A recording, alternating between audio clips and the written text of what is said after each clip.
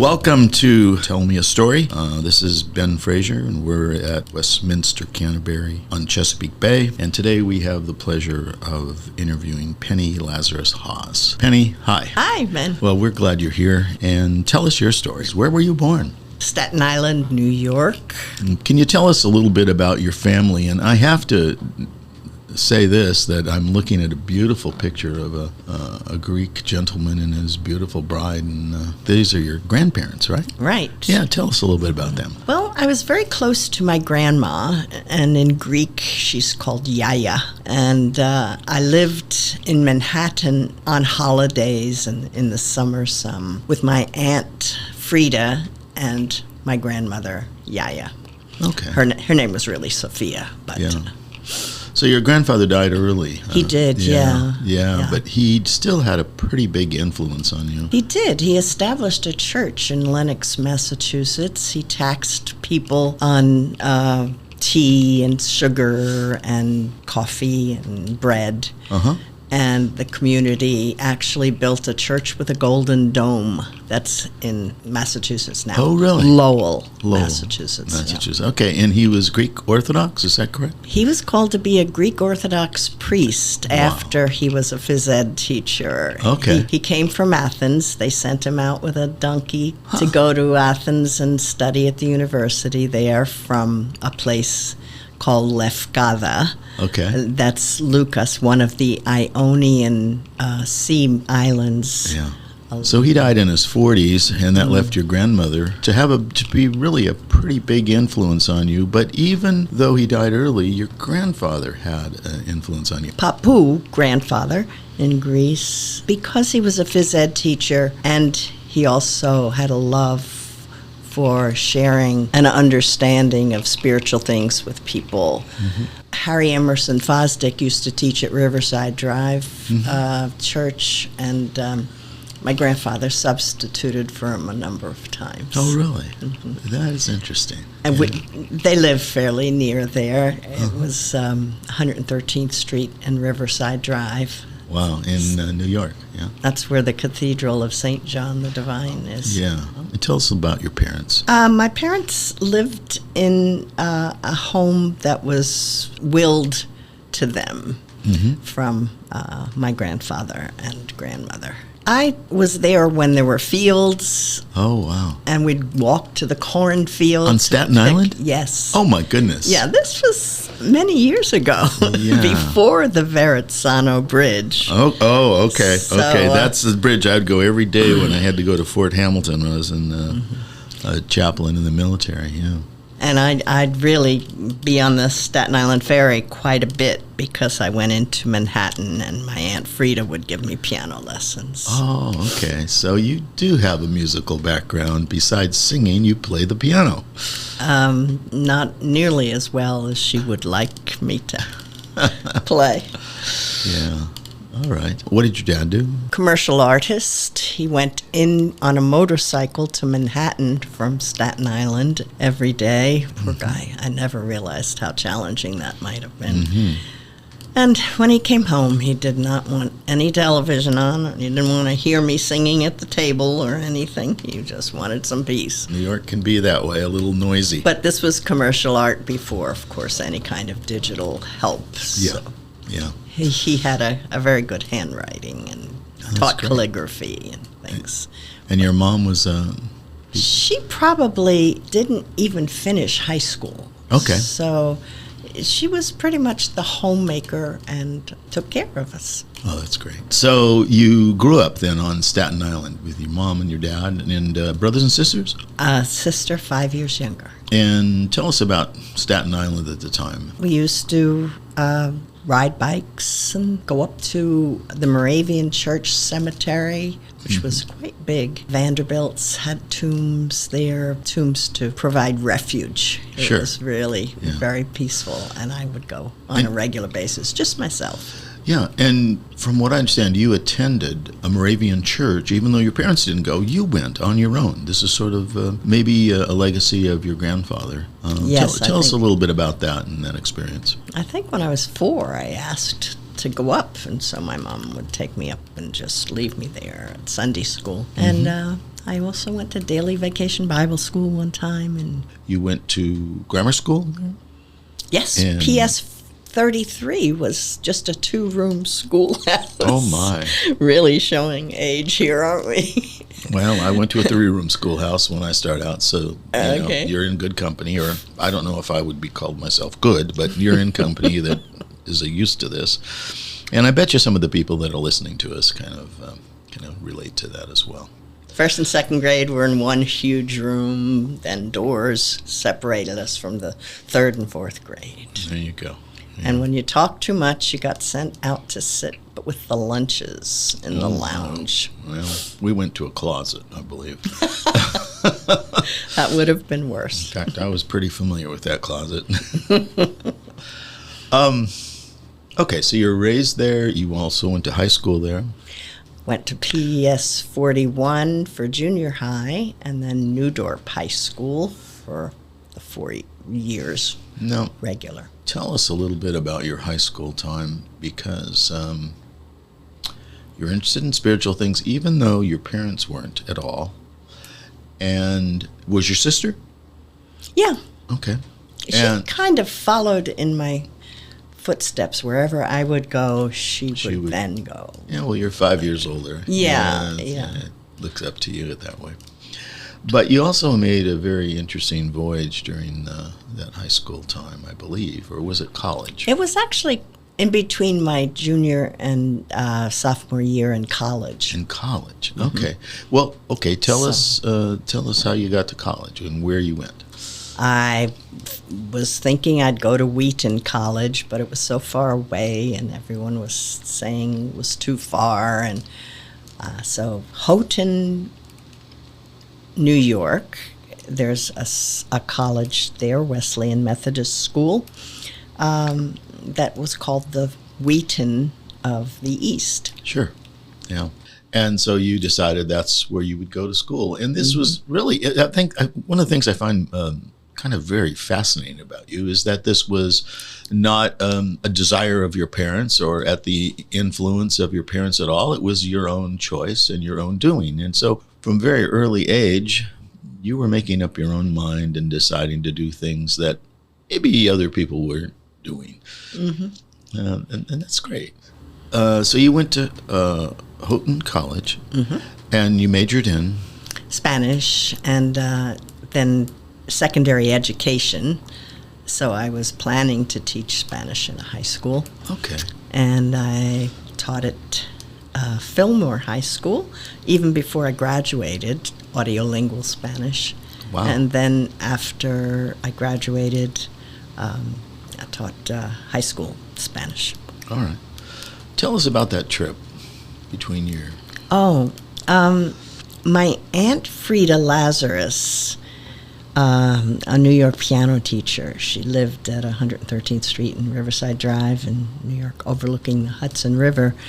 From apartment 2D, I spent quite a bit of time there. And the love for classical music drew together concert singers and her piano students. And one particularly memorable family included Admiral and Dora Scophopoulos and their 2 daughters, Nikki, the older, and younger daughter, Fifi.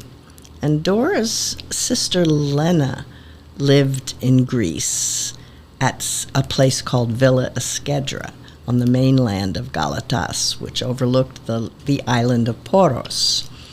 This is one of the islands in the Argos Aronikos with Spetsa, Egina, Idra. Idra is a very famous one where artists used to go. Beautiful water, diving and swimming was really a joy. And Poros was just a little barca ride, a small boat ride from the mainland to this island, 5 or 7 minutes. So during the summer break of my sophomore and junior year, Frida and Dora arranged a life-changing adventure for me. My first trip to Europe. My Aunt Frida and her sister drove me from New York City to Canada to the St. Lawrence Seaway, where I boarded a large freighter. No, was this by yourself? My aunts took me there and Okay. left me there. And so you were by I was yourself by myself on the freighter. But I was supposed to be a companion for the Admiral's wife, Dora, and the daughters of Fifi. Okay, so there were some people that were 3 of us. 3 of you. Okay. This was our trip to Greece eventually, but let's see. Oh, we didn't even know where the freighter was going to go. So the wow. mystery of it was fun. We didn't know what seaport in Europe needed the grain. Well, that's so exciting. Yeah. What a marvelous adventure, because you would think normally when you go somewhere for the first time, especially as young as you were in college, between your sophomore and junior year, probably less than 20 or right around there, and you're going to Europe and you don't know where. I love that. That's a great. But we knew we were going to end up in Greece eventually for 5 weeks. Right. And the trip itself was as fun as the actual being in Greece, I think, just because there's no entertainment on a freighter. And so you're left to your own imaginings. And I taught a first mate the hymn Holy, Holy, Holy. And he taught me Christos Anesti, which means Christ is risen in Greek. Oh, wow. Beautiful Easter music that they use in yeah. the Orthodox Church. Sure. And I never was a particularly faithful Orthodox churchgoer, but I would always go on Easter and sing that particular music. Oh, that's great. I was actually on the bridge with the Greek-speaking captain when the ship was maneuvered with 6 inches on each side, either side, going into its assigned slot. Yeah. So that was an amazing voyage. And not many people today have that experience. I remember my grandmother going from California to Brazil on a freighter. Wow. Yeah. Yeah, I had never heard of anyone else that I knew doing it. Well, that was before, that's showing my age here, this is before a whole lot of planes. There were planes, but not many people flying. And there weren't a lot of boats, leisure boats going. So if you wanted to go, often you would just go with one of the rooms on a freighter. Once we got to Rotterdam, it was pretty fascinating to see a place called Madura Dam, where it's a miniature city of different places in Holland. Yes. And then just to be in the rooms was so different for me. These comforters, down comforters. Oh, yeah. Yeah, that's great. Helped me feel like a queen. And we went to the Rijksmuseum in Amsterdam. Beautiful museum. I've been there a few times, yeah. Paintings of light and color by the master Rembrandt. His self-portrait was there, I believe. And Night Watch was that huge wall of very large painting. Yeah, I remember that. So we had to go by train down from I see. Rotterdam, Amsterdam, we went through Munich. Yeah. And so the Austria. Netherlands to Germany to Austria. To Austria. Okay. So you're getting closer. Yeah. And everything was great. Dora spoke quite a few languages, French, German, Italian, really well. Wow. So there wasn't much problem communicating. But Dora was really quite concerned when we were going through Yugoslavia. She didn't have a very good opinion of whether or not people washed there or were going to be helpful or rude. And she thought that they'd bring chickens into the reserved car that we had, just Fifi and her. But there was room, because they were pretty big cars. So she kept saying besetzt every time somebody tried to get into our room. That meant reserved, reserved. And her tone was really getting to me. I was concerned that she wouldn't let people in when they had every right to be there just as much as we did. So once everybody did get into the car, one person, I think, sat on Fifi's head, her 11-year-old daughter, and she was very upset that somebody was so rude. But I kept thinking, well, we're all people. We're just doing the best we can here. And I didn't really want to be associated with her judgments on Yugoslavian people. So fortunately, I'd brought chocolate bars. And when everybody kind of went to sleep, a couple of Yugoslavian people were awake, and I just offered them chocolate bars, and everything was just fine after that. We were all very friendly. Okay. And we got from Yugoslavia to Greece, went to the seaport of Piraeus to get eventually to the place where we were going to stay, this place called Villa Eskedra. Pine trees, I remember, right on the ocean front. Dora's other daughter was a PhD from Yale. Oh, my. An archaeologist. And she had gathered these people from places in Washington, D.C., like Cyrus Vance's daughters were there, and people from private schools that knew about Nikki and Dora and Admiral Skifopoulos, and they just knew there was an opportunity to go there to have a kind of a retreat for their children. And this woman, Nikki Skifopoulos, was quite an inspiring person just to be with. She was so authentic. Yeah. And I hadn't met anyone quite like her. We'd sit up in olive trees in the branches and philosophize and share stuff. And it was so different for me. I hadn't met people that were educated to that extent. Sure.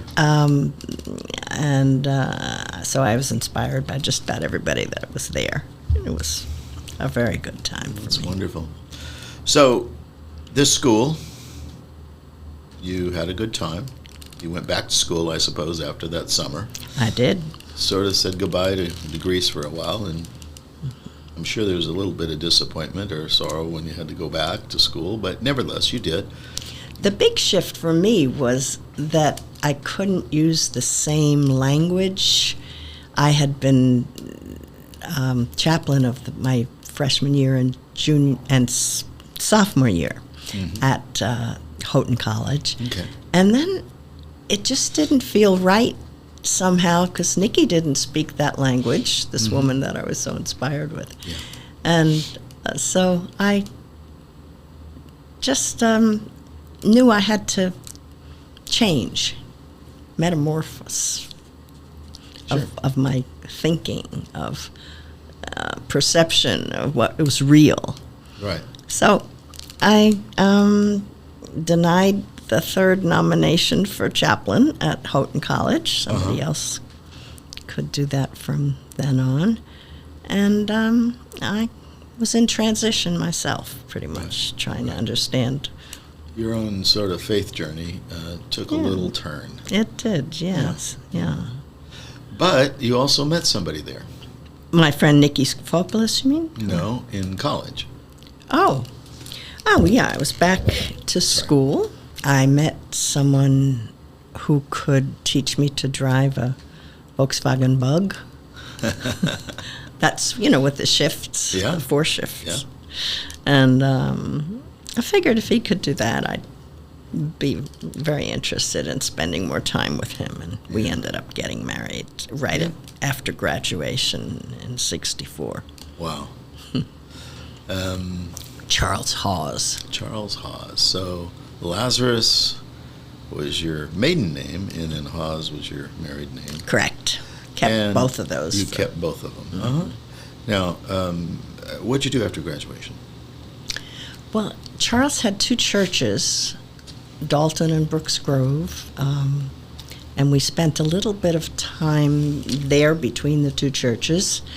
And he wanted to continue his education and didn't speak German well enough to do German Reformation, but he wanted to do Reformation history. And Scotland needed someone to do Reformation history. So we ended up living in Glasgow for 3 years, and I taught 3rd grade 1 year, 4th grade 2nd year, and 5th grade 3rd year. And he went to school? And he was at Glasgow getting his PhD. Okay. Now, somewhere in there, he also went to school in Edinburgh? We went back with the children in Edinburgh. Okay, later, much later. Yeah, okay. All right, great. So you lived 3 years in Scotland, and he got his PhD.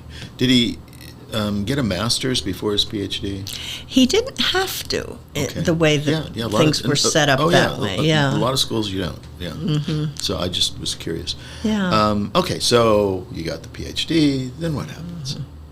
We came to Old Dominion University as the first job for Charles. Okay. And I was pregnant with my first son. That's exciting. And you ended up having how many kids?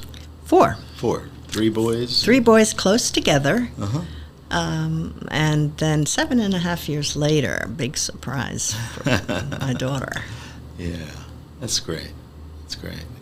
And your kids were... Your time was taken, much of it was taken up raising your kids, especially while your boys were back home. I always taught something part-time, English or simple subjects to Camp Elmore Marines or the naval bases, Navy men. What kind of subjects did you teach? Mostly English to the servicemen, some form, spelling, grammar, and that kind of stuff. I did teach at ECPI for 10 years. Wow. Subjects like creative writing, psychology, and speech. They would give speeches. It was really fun. Public speaking, it was called. Yeah. Sure. All right. And then when I got more into practicing yoga, I ended up teaching yoga at Old Dominion University. Okay. So back up just a bit and tell us how you got into yoga. A person came from Kripalu Yoga Health Center. His mother lived in the area in Virginia Beach, and we did Sufi dancing together, though that's dances of peace. I was connected to this person, Hari Zandler, pretty quickly. After the Sufi dancing, I started taking yoga with a woman at Ghent Psychological Practice in Norfolk with Lorna. Okay. And just kept going with it. It never stopped. Mostly it was the postures at the beginning, but it expanded out to my love of the philosophy and of Sanskrit chanting and the whole kit and caboodle that goes along with a yoga practice. Okay. It's quite wide. Okay, so you're trained in that. Yes. I trained at Kripalu Yoga Health Center. Okay. Hari came to get me at a Sufi community that's just half an hour from Kripalu Yoga Health Center. And the Kripalu Center is directly sharing a fence with Tanglewood. Okay. So most people know that area from All right. that even more. It's a little bit hidden.